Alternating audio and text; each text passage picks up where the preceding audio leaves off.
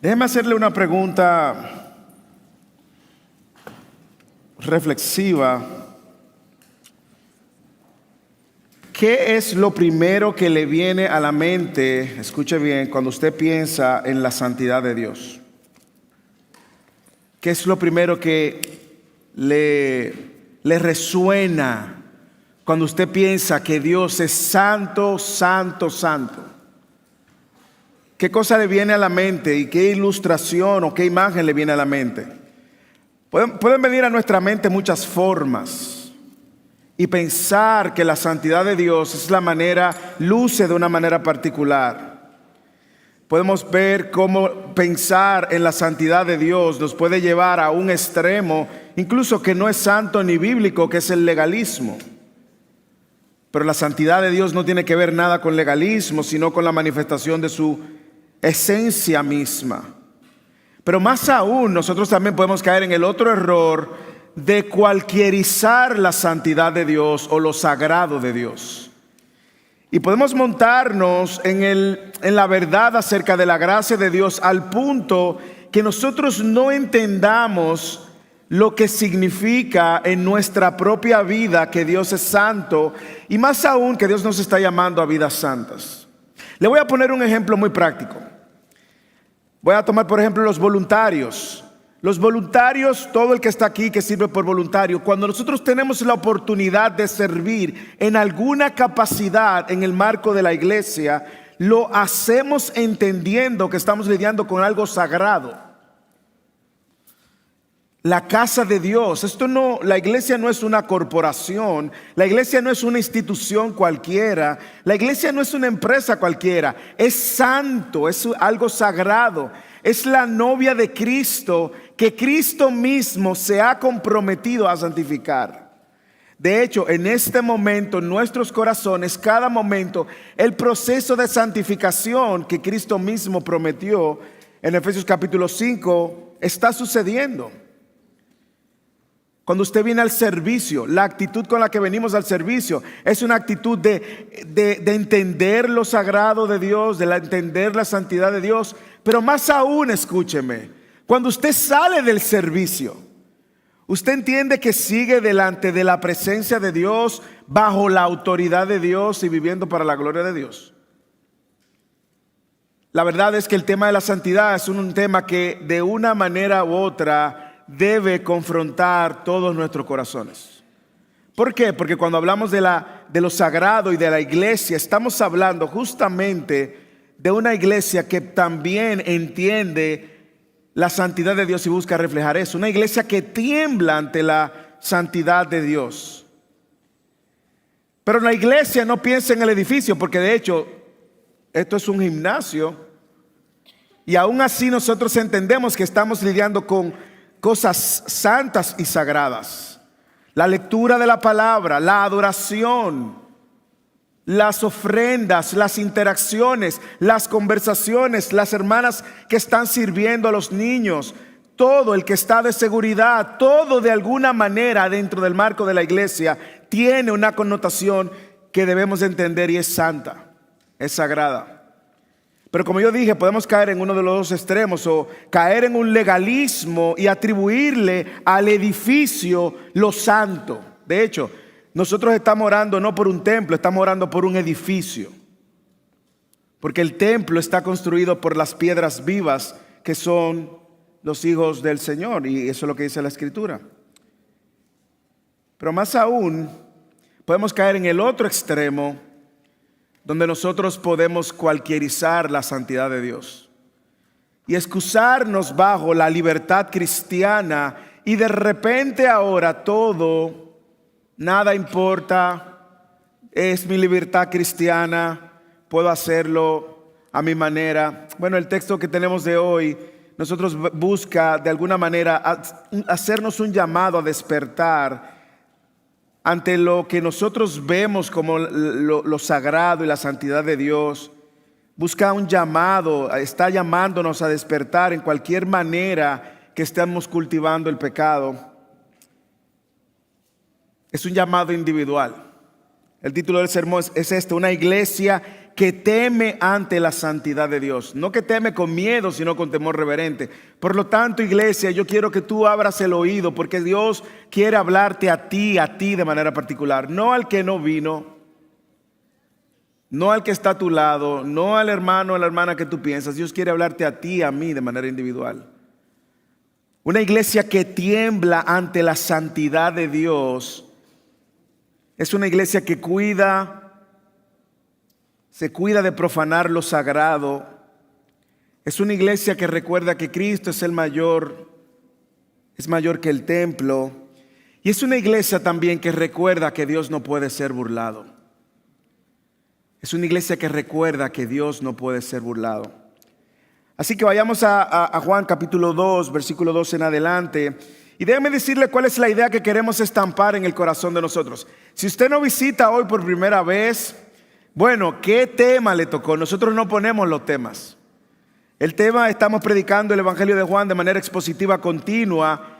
Nosotros no estamos manipulando el tema ni el sermón para que el sermón toque un domingo o que el sermón toque el otro domingo. No hay nada de manipulación en esto. Por lo que usted puede tener la seguridad de que este es el tema que Dios quiere hablarte a ti. Y si tú nos visitas hoy por primera vez, este tema va a ser un poco pesado, sobre todo para aquellos que somos hijos de Dios. Es un recordatorio, es un despertar, es un llamado de atención,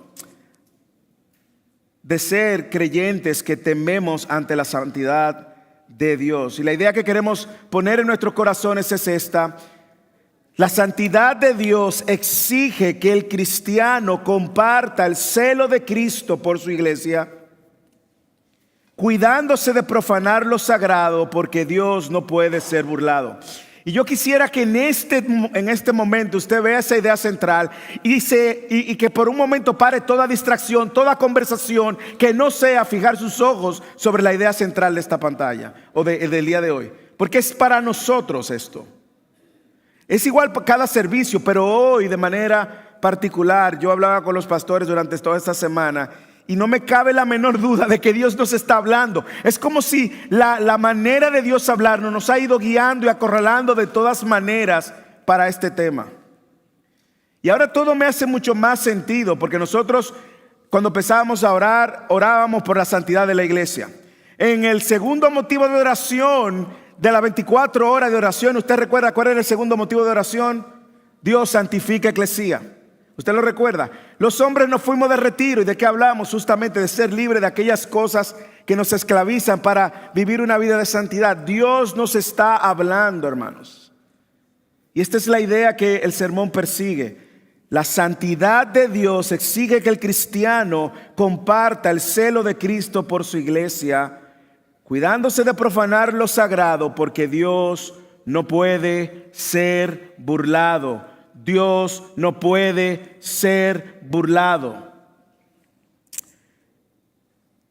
Y como les dije anteriormente, nosotros vamos a ver que una iglesia que teme ante la santidad cuida de profanar lo sagrado. Veamos los versículos 12 al 17, que es lo primero que quiero resaltar. Y yo quiero que cada vez que veamos esto, usted mire su corazón, vea su corazón, mire su corazón, vea qué categoría usted le está dando a la santidad de Dios en su vida, qué prioridad tiene esto. Después de esto, Jesús bajó a Capernaum con su madre, sus hermanos y sus discípulos, pero no se quedaron allí muchos días. La Pascua de los judíos estaba cerca y Jesús subió a Jerusalén. En el templo encontró a los que vendían bueyes, ovejas y palomas y a los que cambiaban dinero allí sentados. Y haciendo un látigo de cuerdas, echó a todos fuera del templo con las ovejas y los bueyes, desparramó las monedas de los que cambiaban dinero y volcó las mesas. A los que vendían palomas les dijo: quiten esto de aquí, no hagan de la casa de mi padre una casa de comercio. Y sus discípulos se acordaron de que estaba escrito: el celo por tu casa me consumirá. El versículo 12, si usted ve, es una continuación de lo que vino sucediendo y lo que vimos la semana pasada. La semana pasada nosotros vimos el inicio del ministerio público de Jesús. Y para algunos el primer milagro en la boda de Canaán, como nosotros decimos, y cómo Dios en su soberana voluntad decide iniciar y manifestar su gloria en un contexto muy ordinario. De hecho, los primeros que vieron el milagro fueron los servidores, no fueron ni el mayordomo, ni el que probaba el vino. Los servidores fueron los primeros en ver el milagro. Pero también aprendimos la semana pasada que aquí estaba sucediendo una transición de autoridad. Porque a partir de este momento lo que vamos a ver es a Jesús no respondiendo a los reclamos de su madre, María, sino más bien, a quien en ese momento le llama mujer, sino más bien a la autoridad de su padre. Y de hecho, si usted ve este versículo, pareciera no tener importancia. Sin embargo, sí tiene mucha importancia porque nos habla de esta transición donde vemos a María mostrándonos, al autor, a Juan, mostrándonos que María tenía otros hijos a quien habla y llama como hermanos y distingue los hermanos de Jesús de los discípulos. Y también nos da una clara evidencia de que Jesús continuaba en la manifestación de ahora de honrar su Padre. De acuerdo, ya el ministerio público había iniciado y ahora él iba a honrar a su Padre. Por eso usted ve que lo primero que sucede, las primeras palabras que salen de la boca de Jesús es la casa de mi Padre. Porque ya él ahora está en la misión pública de hacer la voluntad de su Padre. Así que luego de que Jesús convierte el agua en vino, ahora el apóstol Juan nos narra lo que sucede en el lugar más público y concurrido. Mírelo. Primero Jesús manifiesta su gloria en un contexto muy ordinario, muy familiar, una boda, no muchas personas. Y de ahí ahora el autor nos lleva, Juan, al lugar más conocido, más concurrido, que es el templo. En una época muy importante, la celebración de la Pascua. Y es la primera ocasión que Juan nos habla de que Jesús estaba en la celebración de la Pascua. Lo hace ahora y lo va a hacer también al final del Evangelio, cuando llega el momento de la crucifixión y la muerte. Juan es el único autor, si se puede decir, de los 4 evangelios que habla de esa Pascua, de esas fiestas. Es el único que menciona 5 festividades en las cuales Jesús participó. La Pascua en el capítulo 2:13, la fiesta de los judíos en el capítulo 5, lo veremos en algunas semanas, la fiesta de los tabernáculos en el capítulo 7 y en el capítulo 7, la fiesta de la dedicación en el capítulo 10 y la segunda Pascua en el capítulo 11 y 12, que es ya cuando entra en la última semana. Ahora, este relato que vemos aquí de Jesús entrando al templo, purificando el templo al inicio del ministerio, pudiera traer algún tipo se puede decir, de confusión, porque los demás evangelios ponen este evento en la última semana. ¿Lo recuerdan? Si usted lee los demás evangelios, van a situar que Jesús entró a santificar el templo un lunes, después de que había sido recibido con Hosanna, Hosanna. ¿Lo recuerdan? Sin embargo, esto se debe a 2 realidades. Primero, hay algunos que entienden, algunos estudiosos, que pudieron haber 2 eventos de limpieza del templo. Hay otros que entienden que los otros evangelios los situaron en esa semana para darle alguna reacción a la población que lo había recibido como Hosanna. Pero lo que sí está claro es que Jesús reacciona ante la profanación del templo. Eso sí está bien claro. Y eso es lo que a nosotros nos interesa ver, sea que haya sucedido 2 veces, haya sucedido una sola vez. Jesús está reaccionando. Léalo en el versículo 14. Encontró a los que vendían bueyes, ovejas, palomas y a los que cambiaban dinero que estaban allí sentados. Y déjame decirle que algo que el texto dice implícitamente, porque si usted se pone a pensar cómo Jesús entra al templo, ve algo que se supone que sucede para la Pascua, que estén vendiendo ovejas para aquellos que vienen de más lejos, o que estén cambiando monedas, porque solo se podía usar la moneda judía para el templo, para los negocios del templo. Parece que estaban usando monedas del imperio romano con imágenes de dioses, y esto era un comercio. Pero ¿cómo Jesús sabía que lo que estaba sucediendo no le parecía bien? Cómo Jesús llega y ve el templo de Dios, la casa de Dios, y luce más que un mercado, que un lugar de adoración.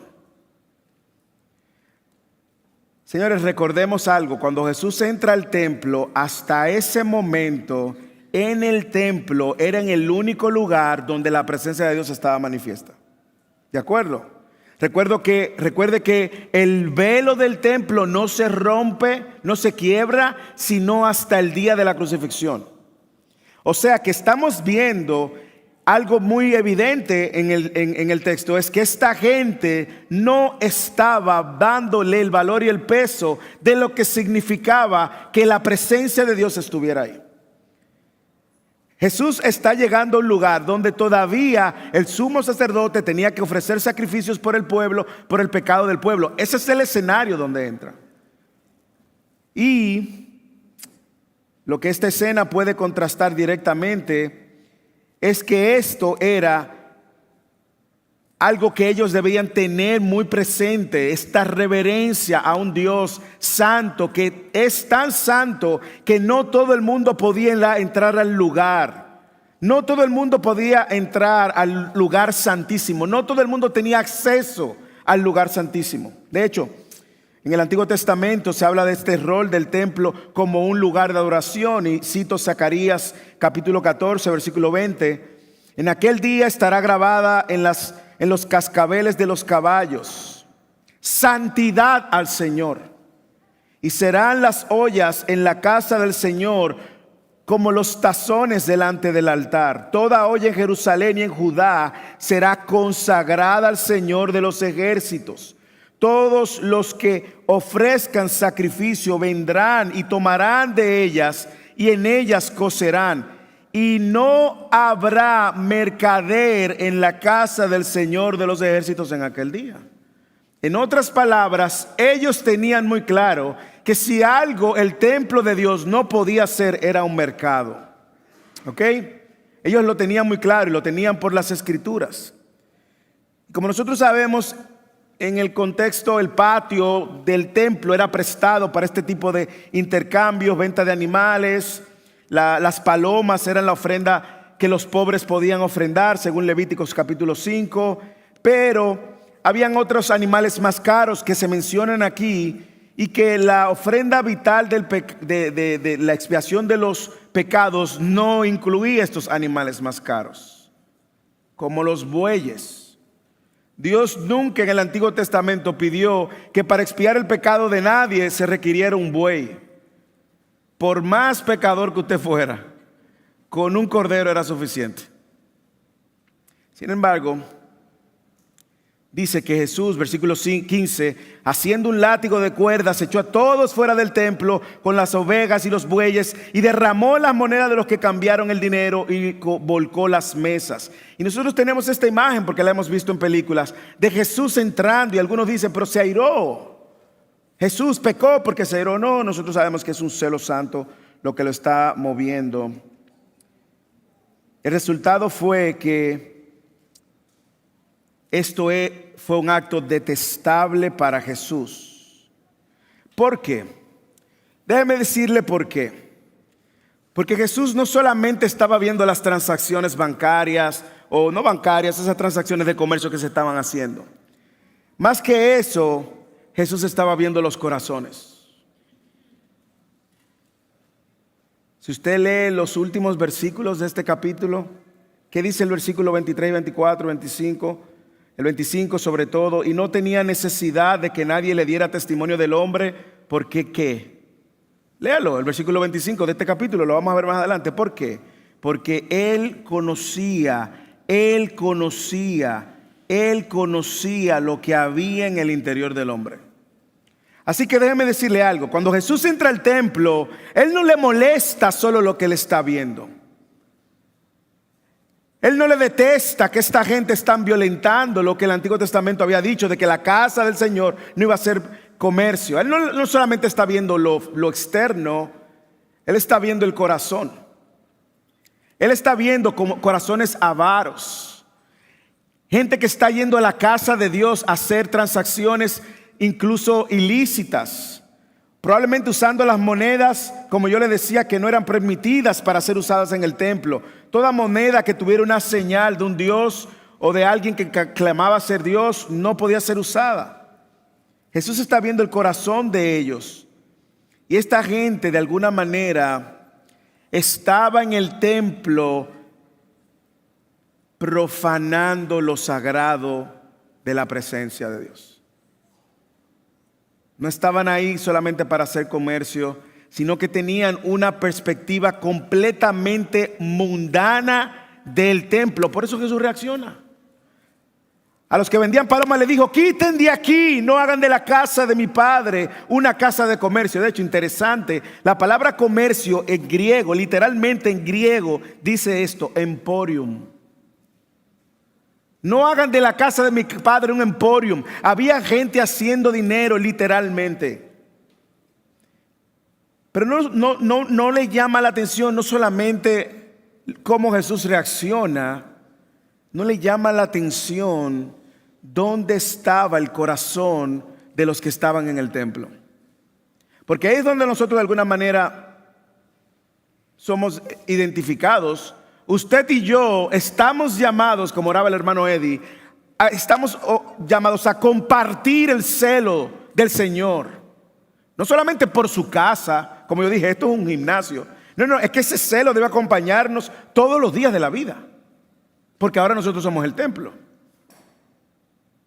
Pero si en la historia tuviéramos que buscar a alguien con quien nos identificáramos, probablemente seríamos con los comerciantes, con una perspectiva mundana de la iglesia, o una perspectiva ligera, light, o como usted quiera llamarle, de las cosas sagradas con las que interactuamos en la vida de la iglesia. Y mire cómo Jesús le llama y les recuerda: la casa de mi Padre. El lugar focal de adoración para ellos en ese momento. No era cualquier cosa, piénselo. La presencia manifiesta de Dios estaba en el lugar santísimo. Las arcas del pacto estaban ahí. Recuerden un momento, usted recuerda allá atrás en Segunda de Reyes, cuando ellos iban a trasladar el arca y David venía como con 30,000 soldados, y hubo uno que traían en bueyes, y hubo un momento que se iba como a caer el arca, y hubo uno con muy buenas intenciones. Trató de agarrar el arca y en ese mismo momento pereció. Murió instantáneamente.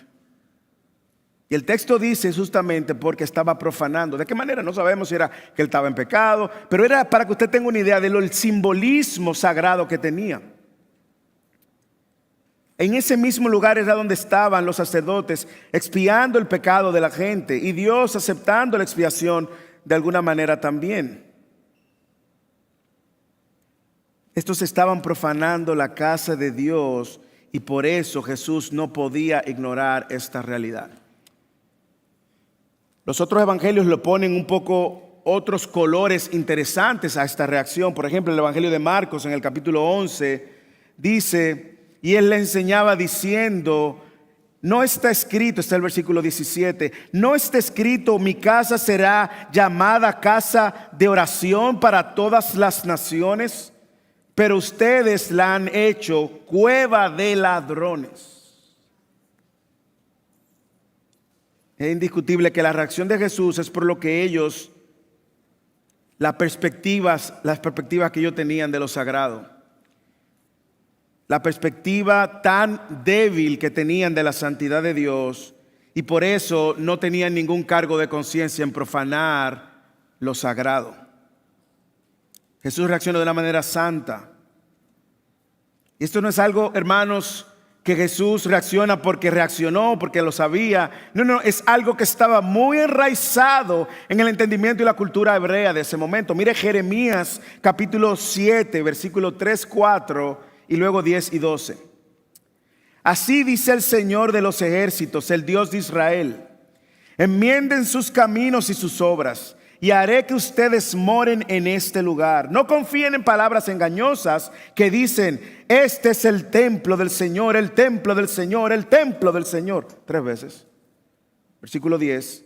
Y vendrán luego y se pondrán delante de mí en esta casa que es llamada por mi nombre, y dirán: ya estamos salvos, para después seguir haciendo todas estas abominaciones. ¿Se han convertido esta casa que es llamada por mi nombre en cueva de ladrones? Delante de sus ojos yo mismo lo he visto, declara el Señor. No sé si usted puede ver aquí una gran verdad, y es que el pueblo de alguna manera está igualmente siendo reprendido por Dios, porque ellos entendían, porque el templo de Dios estaba en Jerusalén, ellos están salvos, pero continuaban haciendo sus abominaciones.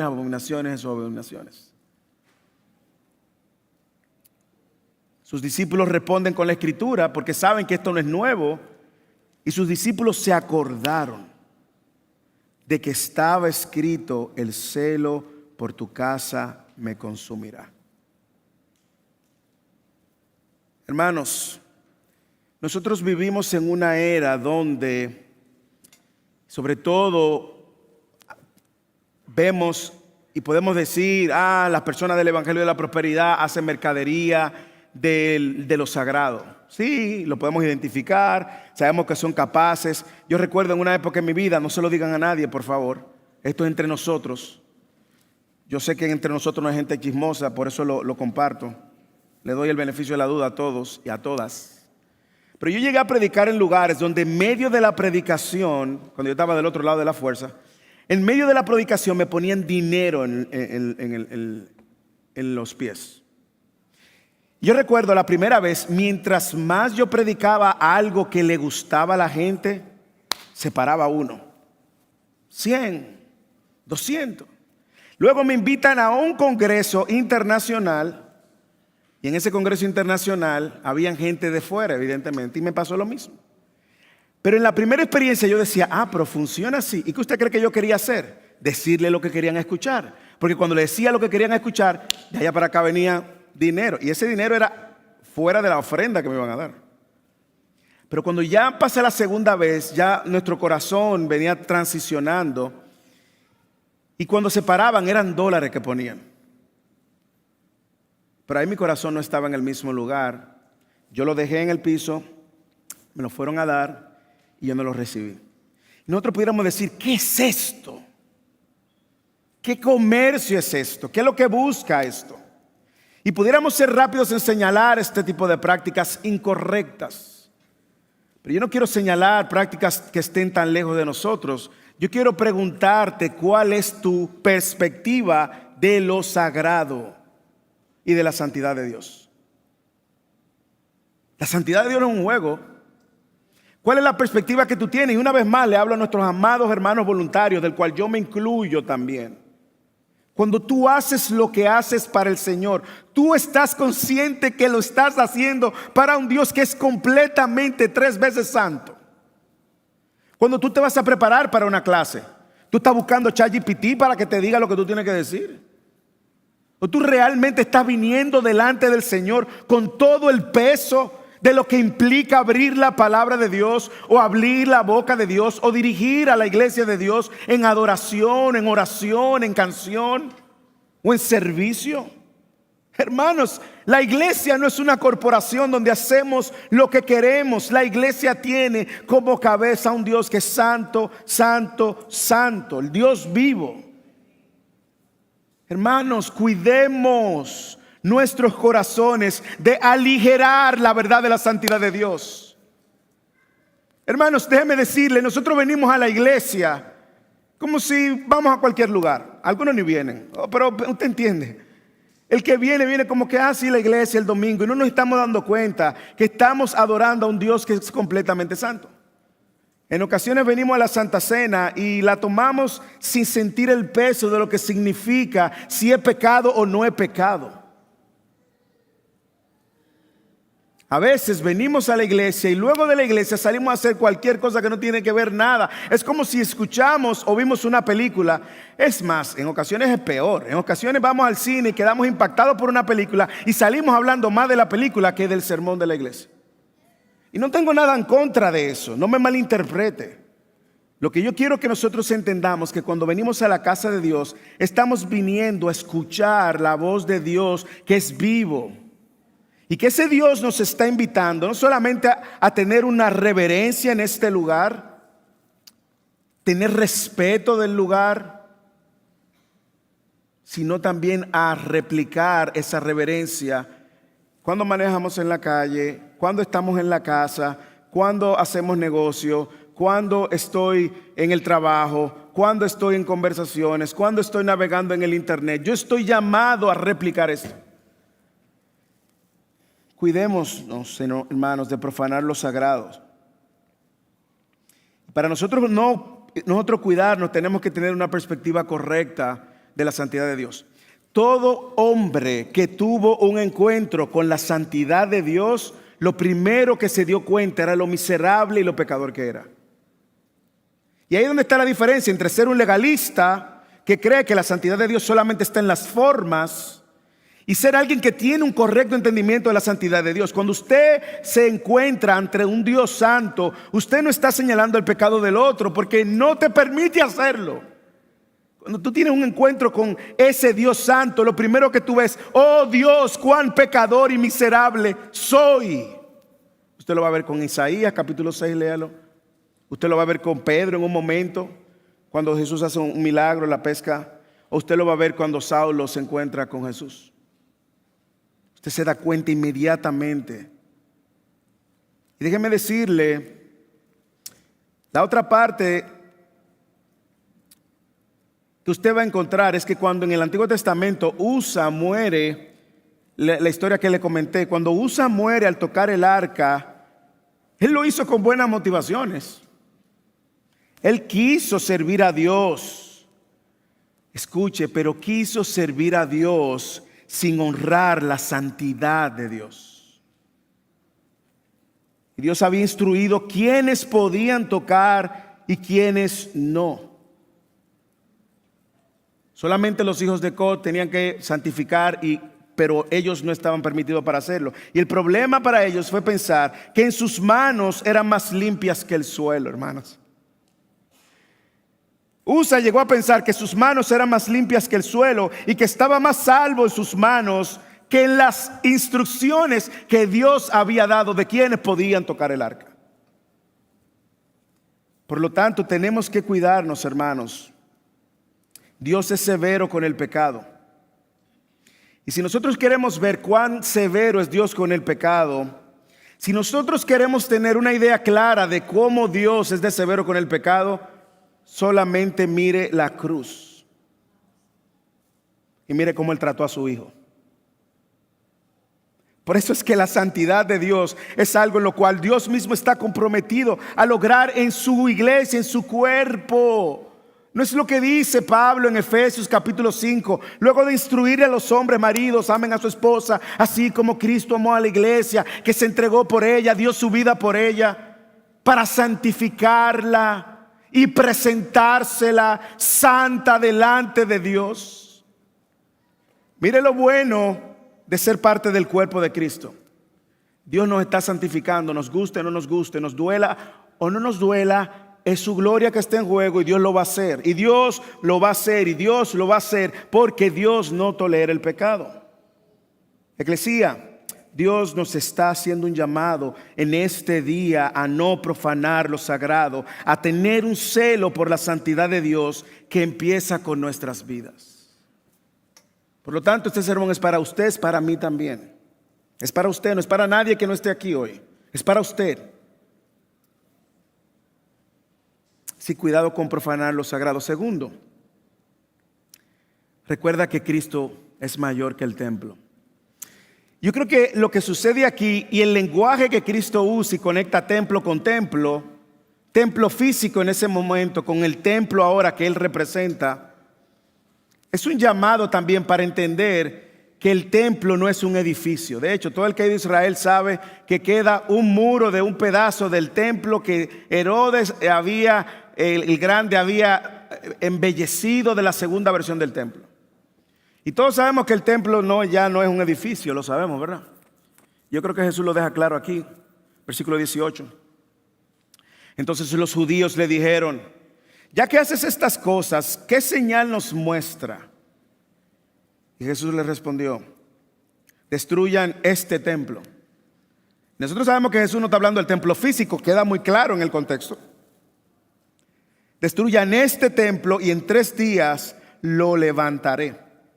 Entonces los judíos dijeron: en 46 años fue edificado este templo y tú lo levantarás en 3 días. Pero él le hablaba del templo de su cuerpo.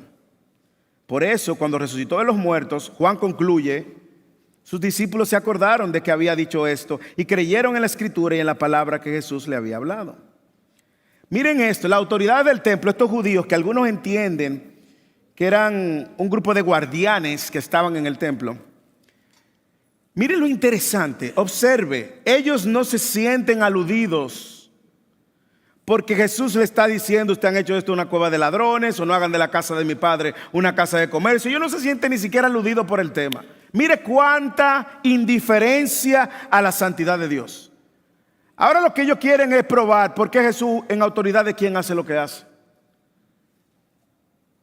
Ellos no le preguntan por qué Él hace lo que hace.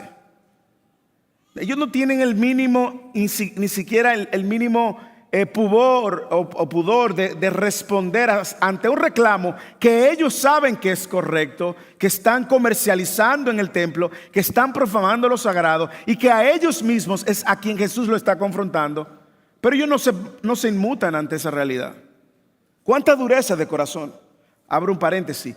Eclesía, guarde Dios nuestros corazones de endurecernos tanto en nuestro propio pecado, de no escuchar a Dios cuando nos está hablando. Cierro el paréntesis. Pero a ellos les interesaba más que Jesús les respondiera por qué hacen, en autoridad de quién lo hace. A ellos no les interesa lo que Jesús le está reclamando por su profanación. Y nosotros sabemos que esta gente de alguna manera tenía un enfoque muy ligero de Dios, de la santidad de Dios, y también un mal entendimiento de las Escrituras. Nosotros sabemos que algunos creyeron por las señales que Él hizo al principio en Caná de Galilea, pero ahora estos dicen de manera desafiante: ¿qué haces? Ya que haces estas cosas, ¿qué señal nos muestras? Estos ahora quieren otra señal. Otra señal. Y evidentemente Jesús rechaza su petición. Jesús no estaba ahí para convertirse en un mago que abre un sombrero y saca un conejo y demostrarle a ellos. Jesús no está en ese tenor, en esa dirección. Pero Jesús lo que hace es dejarle caer algo más de mayor peso en su mente, que de repente yo no tenía ni manera de poder decodificar lo que Jesús estaba diciendo. Destruyan este templo y en 3 días lo levantaré. Me encanta porque lo mismo va a pasar la próxima semana cuando hablemos de Nicodemo, en el encuentro de Nicodemo, que viene con un reclamo y Jesús ni le presta atención al reclamo, sino va a la realidad más importante, que es la de su corazón. Y aquí sucede algo similar. Jesús no está aquí para hacer señales. Jesús está aquí para hacer testimonio de la verdad. Y le dijo: miren, destruyan este templo y en 3 días yo lo voy a levantar. Estos hacen una pregunta muy similar a la que vamos a ver que Nicodemo hace la próxima semana. En 46 años fue edificado este templo y tú lo vas a levantar en 3 días. Déjame hacerle un poco de historia del templo para que usted entienda la respuesta de ellos. ¿Quién construyó el primer templo? Salomón construyó el primer templo. Recuerde que antes existía un tabernáculo y el arca del pacto estaba en ese tabernáculo. Pero el rey David, usted recuerda, hubo un momento donde los filisteos se robaron el arca y había un tema con el arca. El rey David quería construir un templo a Dios y Dios le dijo: no, hay demasiada sangre en tu mano. ¿Y quién construyó el templo? El primer templo, Salomón. El templo más hermoso fue mucho más hermoso que el segundo templo, indiscutiblemente. Pero ¿quién destruye en el primer templo? Bueno, usted recuerda que vino un profeta y le dijo que ellos iban a ser llevados cautivos a Babilonia por 70 años. Efectivamente, sucede lo que ese profeta dijo y Nabucodonosor destruyó ese templo cerca del año 586 antes de Cristo. Recuerde que antes de Cristo los años vienen bajando. Después de Cristo los años van subiendo, por eso estamos en el 2026. Luego del exilio babilónico, cuando Ciro da el decreto que dicen váyanse, no queremos tenerlos aquí a ustedes, la comunidad judía reconstruyó el segundo templo. ¿En manos de quién? Si usted recuerda, Zorobabel construye el templo y Nehemías construye los muros. Ese segundo templo sufrió varios ataques: Antíoco, Epifanes, Pompeyo, entre otros, pero permaneció hasta que llegaron los romanos. Ahora bien, Herodes el Grande toma este segundo templo, pero los romanos, ustedes saben, se querían llenar de gloria por sus edificaciones. Así que Herodes el Grande comienza a trabajar en el remozamiento de ese segundo templo. Cerca del año 20 o 25 o 20 bajando antes de Cristo, y continuó hasta el momento donde se construye. Ya en el 30 ya tenían 40 y tantos años, 50 años casi. Y nosotros sabemos que luego se destruye por un emperador romano también. Ahora, ese segundo templo que Herodes hermosea, tenía una escala te puedo decir mayor en cuanto a espacio. Era completamente, emplearon más de 10,000 trabajadores cualificados, incluyendo 1,000 sacerdotes, también carpintería. Resultó en una obra magnífica para Herodes, inigualable en el tiempo de Herodes. Y por eso los judíos adoraban mucho este templo físico, y ellos entendían que ahí, como Dios estaba ahí, ellos estaban salvos de todo. Y Jesús le está diciendo algo que ellos no están esperando: destruyan este templo. ¿Qué? Pero les costó 46 años reconstruir este templo. Destruyanlo en 3 días. Por eso es incomprensible lo que Jesús le está diciendo. Y déjeme decirle que hay varias palabras que se usan para la palabra templo en el original. Y la primera es la palabra que suena como a hierro, hierón, que es usado en los 4 evangelios para referirse a este complejo completo. Y la segunda palabra es naos, que es usada únicamente en el evangelio de Juan para referirse o a este complejo completo o al santuario interno. Y es la palabra que Jesús está usando. Destruyan este ión, naos, perdón, este templo, y en 3 días yo lo levantaré. Ahora, esta declaración estaba dejándonos algunas verdades que tenemos que saber muy claras. Lo primero es que Jesús está diciendo, ya el templo físico no va a ser lo más importante. No solamente lo dice aquí, lo deja aquí saber, sino a quién se lo dice más adelante, 2 capítulos más adelante: a la mujer samaritana. ¿Usted recuerda? O venga para que se entere. Jesús le está diciendo, ustedes van a ver otro tipo de templo. Sin embargo, esta declaración de Jesús fue usada en contra de Jesús, de hecho. Mire si los discípulos lo malinterpretaron, que cuando estaban buscando falsos testigos para hablar de Jesús, los demás evangelios, Marcos, por ejemplo, nos dice, cuando él estaba en la cruz, le dicen, los que pasaban lo injuriaban, meneando su cabeza y diciendo, bah, tú que destruyes el templo y en 3 días lo reedificas, sálvate. Nosotros vamos a ver que Mateo nos dice cómo los líderes en el capítulo 26, los sacerdotes estaban buscando maneras de acusarlo, y una de las cosas que usan es justamente esta declaración. Ahora, esta declaración es una declaración transitoria. ¿Por qué? Porque ellos estaban más preocupados en el templo físico, y Jesús a partir de este momento le está diciendo, miren, lo físico no va a ser lo más importante. Hay un templo mayor que ese templo físico. Y ese templo mayor, ustedes saben que lo van a destruir en 3 días, pero en 3 días sale como nuevo, mejor. Y Jesús estaba dejando claro aquí que había un templo que iba a permanecer por siempre. Ahora, ¿por qué Jesús está diciendo esto? Bueno, nosotros sabemos que Juan nos dice que ahora la presencia de Dios caminó en medio nuestro. Juan capítulo 1 versículo 14, ¿lo recuerda? Y vimos su gloria, y el verbo se hizo carne y habitó. Esa palabra habitó, ¿qué significa? Se hizo tabernáculo. Ya no como en el Antiguo Testamento, que la presencia de Dios estaba en un tabernáculo. Ahora la presencia de Dios andaba en una persona. Y por lo tanto eso es lo que hace que Jesús sea mayor que el templo. Segundo, si usted observa, este templo sería mayor porque sería también una comunidad extensiva de la presencia de Dios. No solamente Jesús era mayor porque la presencia de Dios ahora andaba en medio de Jerusalén, sino que también sería una comunidad extensiva, y ahí es donde entramos usted y yo. Mire lo que dice San Agustín. El templo que él purificó era una figura de las almas de los creyentes, porque son el templo de Dios que deben de ser purificados de los deseos terrenales. San Agustín haciéndose eco de este texto. Sin embargo, Pablo yo creo que lo deja mucho más claro.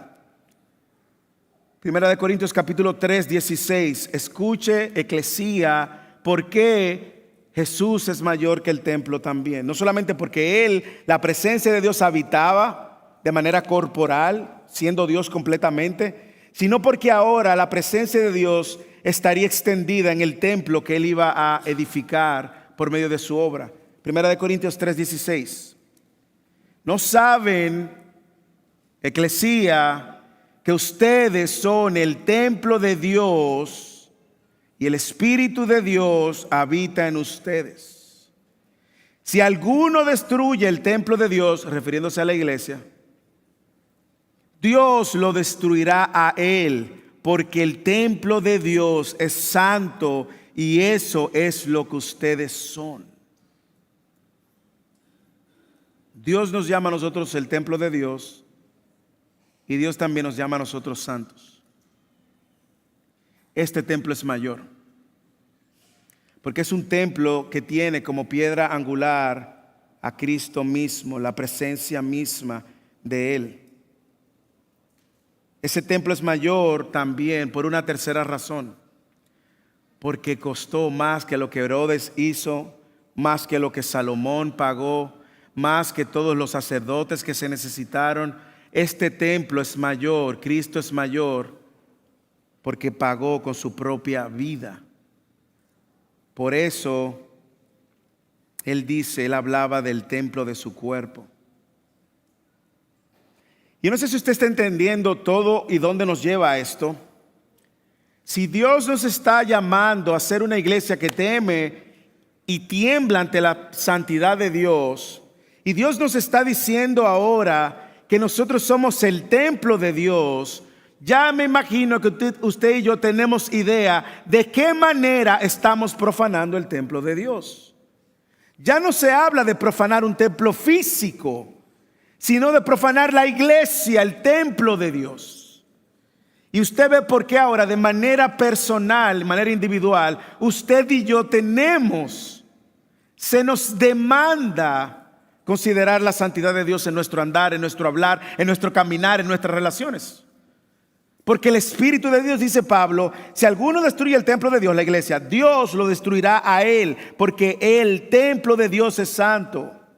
¿No saben que el Espíritu de Dios habita en ustedes? Yo creo que en el 6, yo creo que él vuelve a hacer referencia de lo mismo en 1 Corintios, capítulo 6. Él vuelve a hacer referencia de esta idea que él viene presentando del templo de Dios. Ojalá y no me haga quedar mal mi memoria. 6:19. Dice exactamente, ¿o no saben ustedes? Mire lo que dice el 18. Huyan de la fornicación.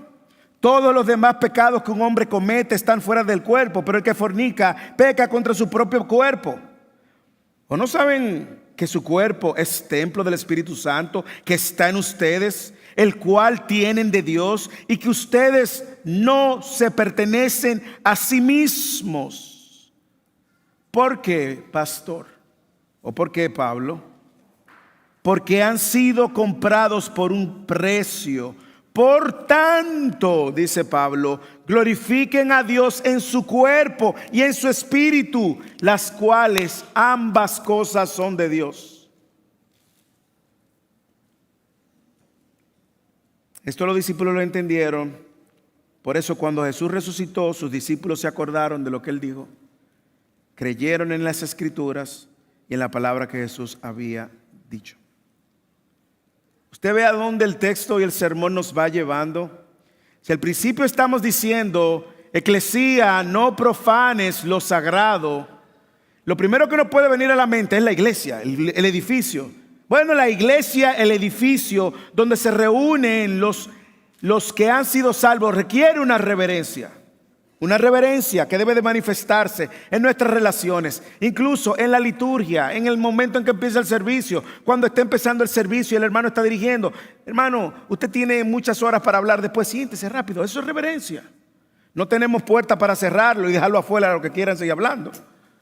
Pero muestre una reverencia. Empezó la adoración, muestre una reverencia. Enséñele a sus hijos a tener reverencia. Eso es importante y es valioso porque habla de cómo nosotros vemos lo sagrado. Pero lo que nos está enseñando también es que nosotros ahora somos el templo de Dios. Y esto es una carga y un llamado individual. Porque ahora cuando yo peco, yo no solamente estoy pecando contra Dios, estoy pecando contra el cuerpo. No solamente estoy llamando a vivir santo en el domingo en la mañana, sino el lunes, el martes, el miércoles, el jueves, el viernes, el sábado, el domingo. 24 horas. Bueno, usted duerme, hay gente que peca está soñando, pero yo espero que ese no sea el caso suyo. Hermanos, y las implicaciones de que Jesús es mayor que el templo son infinitas. Porque Pablo nos va a ir mostrando luego, nos va a dar luz de cómo el templo es un cuerpo, cómo somos ahora un cuerpo y cómo estamos llamados a despojarnos, a vivir, a perseguir la santidad de Dios. Así que una iglesia que teme y tiembla ante la santidad de Dios es una iglesia que está cuidándose de profanar lo sagrado con su propia vida. Hermanos, antes de irme a la parte final, yo entiendo que es momento de que usted y yo respondamos a esta pregunta. ¿De qué manera estamos profanando el templo? ¿De qué manera usted está pensando que la iglesia es algo que usted puede tomar a su manera? Déjeme decirle lo hermoso de la iglesia. En inglés diríamos it's a beautiful mess. Es un caos hermoso. Sí, pero es un caos que Dios está santificando. ¿Por lo qué? El último punto nos recuerda que Dios no puede ser burlado. Usted puede estar ahí en medio nuestro, viviendo su fe a su manera, manteniendo su pecado en la oscuridad. Usted puede vivir ahí en medio nuestro, creyéndose que puede burlar a Dios. Y venir el domingo a la iglesia para cumplir con la semana. Hermanos, yo no sé si usted está entendiendo. Dios está comprometido con su gloria. Y si tú eres hijo, hija de Dios, Dios no te va a dejar ahí. El llamado a la santidad es un llamado a todos, pastores, líderes de grupo de crecimiento, adoradores, servidores, voluntarios. Todo el que clama ser un hijo de Dios está llamado a vivir la santidad. Pero mi pregunta es cómo tú estás profanando el templo. Y cuando hablo del templo estoy hablando específicamente de tu vida y cómo tu vida está reflejando el gran valor que tú ves por la santidad de Dios. Hermanos, es un llamado serio, incómodo, porque no nos gusta que nos hablen de estas cosas, pero necesario, porque podemos caer en un estado de comodidad con nuestro propio pecado, donde decimos, total, nadie lo va a saber, total, en la iglesia no se meten en eso, total, eso es lo que ellos piensan, pero yo vivo la iglesia como yo creo. Déjeme decirle a dónde nos acorrala esta verdad, a una de dos. Porque Dios es quien está santificando su iglesia y dice Él que Él va a presentar a su novia sin mancha y sin arrugas. Dios se va a encargar de nuestro pecado. Créalo, hermano. Y si Dios se encarga de nuestro pecado, gloria a Dios porque Dios se encarga de nuestro pecado. Y gloria a Dios porque Dios no nos va a dejar en el lugar, en el lodo. Gloria a Dios porque Dios se va a detener y ahí Dios va de alguna manera a traer su gracia para sacarnos del pecado. Pero lo otro que puede pasar, le digo que es que probablemente usted esté en medio de nosotros y esté disfrutando su pecado y usted no sea cristiano. Y eso puede pasar también. Y usted, como está disfrutando su pecado, está amamantando su pecado, a usted le molesta que le hablen de pecado, o le molesta que lo llamen a arrepentirse, o le molesta que lo confronten. Déjame decirle, probablemente usted no es cristiano. Y el confrontamiento que usted necesita es justamente con la realidad de si usted es un hijo de Dios o no es un hijo de Dios. Yo no sé usted, pero eso me da como un peso en mi corazón. Yo digo, líbrame Dios de vivir una fe donde yo esté tratando de engañar a todo el mundo y creer que puedo engañarte a ti. Líbrame Dios. Hermano, siente el peso de esta realidad. Si usted es un hijo de Dios, siente el peso de la realidad de que Dios no te va a dejar en el pecado. Te lo aseguro. Te lo aseguro.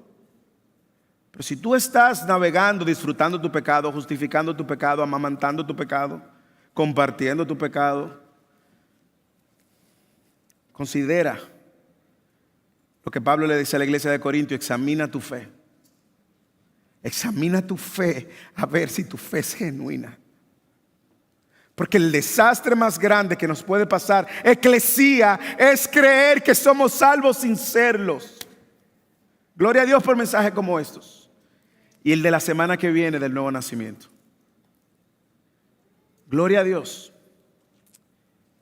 ¿Por qué? Porque Dios no puede ser burlado. Lea el versículo 23 al 25. Y cuando Jesús estaba en Jerusalén durante la fiesta de la Pascua, muchos creyeron en su nombre al ver que las señales que él hacía. Versículo 24, mira aquí. Pero en cambio,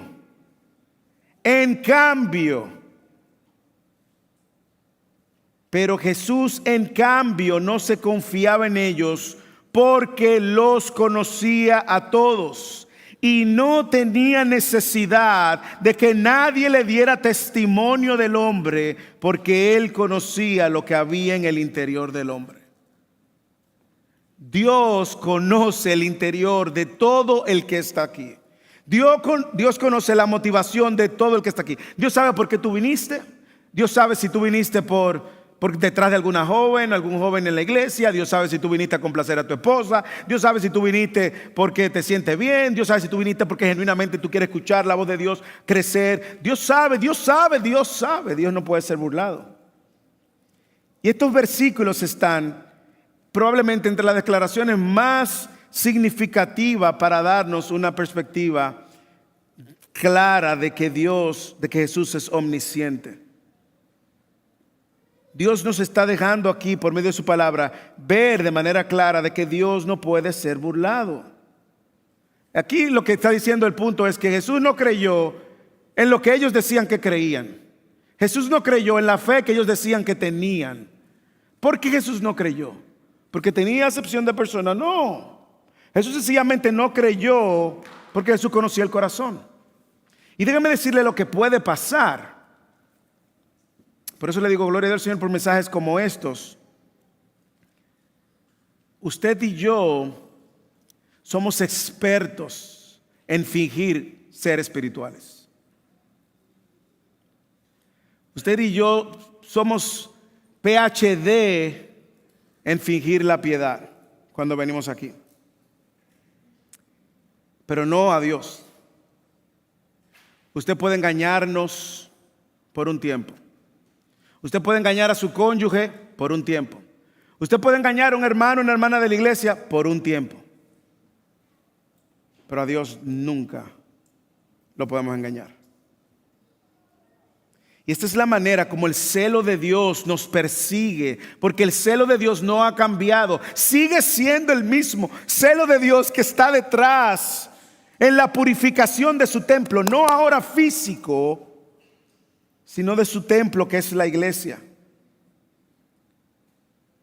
Aunque dice que muchos creyeron en él, dice que Jesús no se confió en ellos. En griego un juego de palabras súper interesante y no tengo tiempo para explicarlo, pero él no tenía confianza en ellos porque ellos verdaderamente no creían. Eso es lo que Juan está diciendo. Probablemente asombrado por las cosas buenas que estaban sucediendo alrededor de Jesús.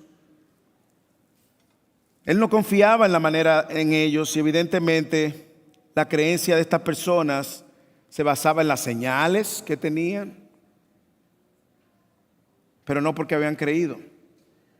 Y yo no sé si usted puede ver, aquí hay un retrato del corazón del hombre muchas veces. Jesús, en cambio, no se confiaba en ellos porque lo conocía todo.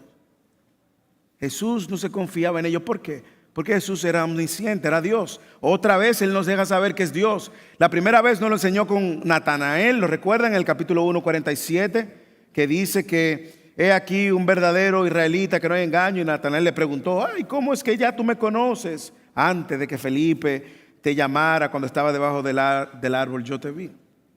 Ahora Juan nos dice que Jesús puede conocer la superficialidad de ellos. Y ahora me hace mucho sentido porque en el texto de la próxima semana, Juan 3, cuando Nicodemo llega de noche así medio escondido, y Nicodemo viene con palabras y lisonjas al nombre, sabemos que tú vienes de parte de Dios. Jesús no le dijo, ay sí, gracias. Jesús le dijo, hey, te es necesario nacer de nuevo. Porque Jesús conocía el corazón del hombre. Hermanos, déjenme decirle algunas cosas. Nuestras buenas obras no van a persuadir a Dios. Nuestra apariencia de piedad no va a persuadir a Dios. Que usted venga a todas las actividades, todos los días, todo el tiempo, no van a impresionar a Dios. Nadie se burla de Él. Y por eso yo entiendo que Dios nos está llamando a reconsiderar cómo estamos considerando la santidad de Dios y cómo esa santidad de Dios se ve en nuestras vidas.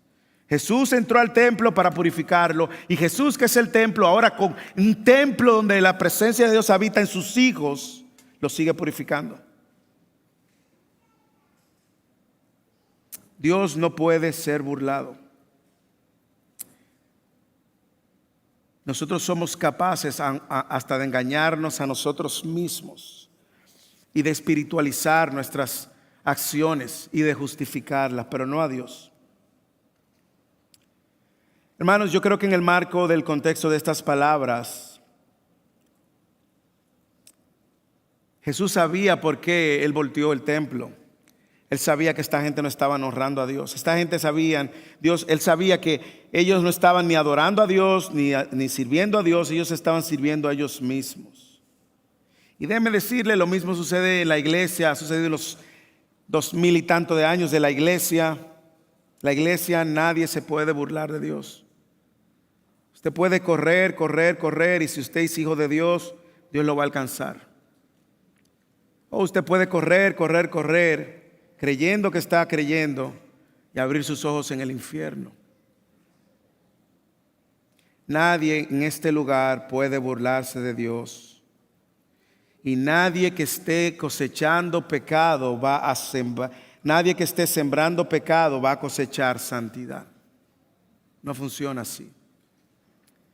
Gálatas capítulo 6, versículo 7 dice: no se dejen engañar, de Dios nadie se burla, pues todo lo que el hombre siembre, esto también segará.